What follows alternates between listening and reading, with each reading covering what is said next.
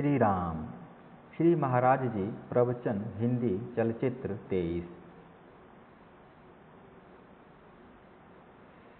नामस्मरण रूपी खेत की तैयारी। नामस्मरण रूपी खेत में अच्छी फसल आने के लिए पहले सदाचरण की आवश्यकता है। नाम रूपी खेत की रक्षा के लिए सदाचरण बाड़ जैसा काम करता है, इसलिए उसका महत्व बहुत है। दूसरी आवश्यक बात है शुद्ध अंतःकरण की। यह काली उपजाऊ भुरभुरी जमीन है।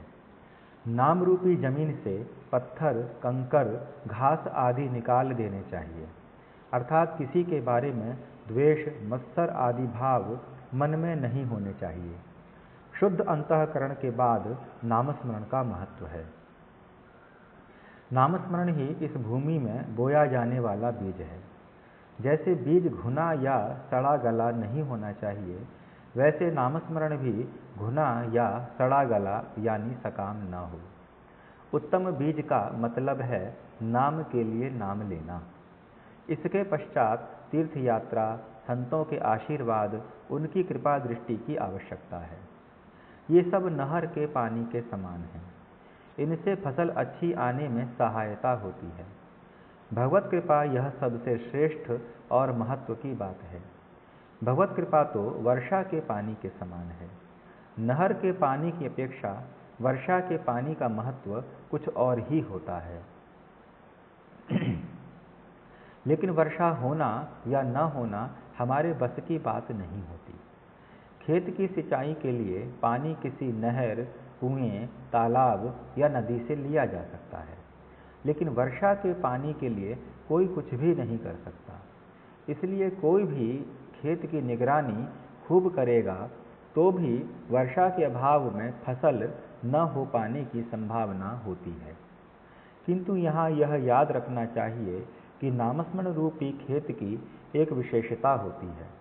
वह यह कि इसमें चुंबक की तरह अपनी ओर आकर्षित करने की शक्ति होती है।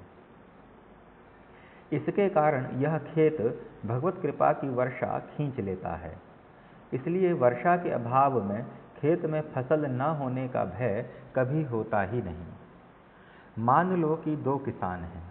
एक ठीक समय पर कर्तव्य के कारण खेत की तैयारी करने वाला है और दूसरा आलसी है, अर्थात बीज बोने के लिए खेत तैयार न करने वाला है।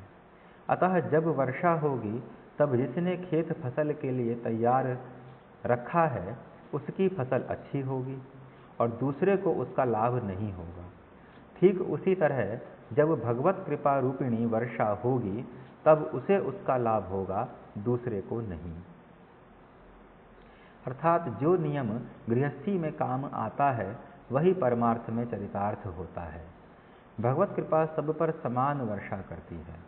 जिसने जितनी चित्त शुद्धि की होगी उतनी मात्रा में उसे लाभ होगा, दूसरे को नहीं होगा।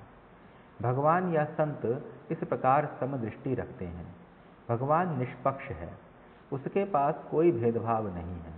हम में पवित्रता, शुद्धता आते ही उसकी कृपा अपने आप होती है। हमारा काम है कि हम उसकी कृपा के योग्य बनें। संतों के केवल कहने से काम नहीं बनता, हमें काम करना चाहिए। यह समझकर हमें प्रत्यक्ष काम स्वयं करना चाहिए। यदि उनमें कोई विषमता दिखाई देती है तो इससे यह स्पष्ट होगा कि उसका उद्गम हम ही में है या उसका कारण हम ही हैं।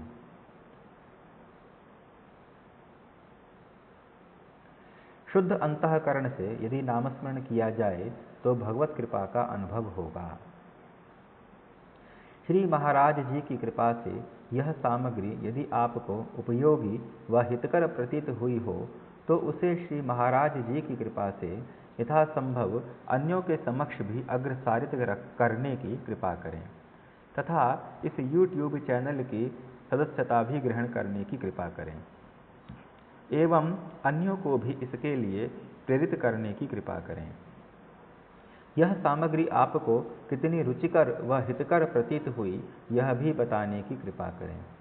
साथ ही यदि इस सामग्री में कोई परिवर्तन, परिवर्धन, परिष्कार तथा परामर्श अपेक्षित हो तो उसे भी देने की कृपा करें।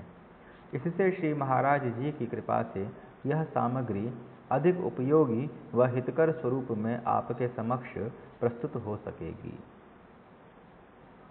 इस चलचित्र को संपूर्ण देखने के लिए आपका हृदय से कोटि कोटि आभार। श्री महाराज जी की कृपा से अग्रिम संभावित चलचित्र यथाशीघ्र। श्री महाराज जी प्रवचन हिंदी चलचित्र 24। बहुत बहुत धन्यवाद। श्री राम।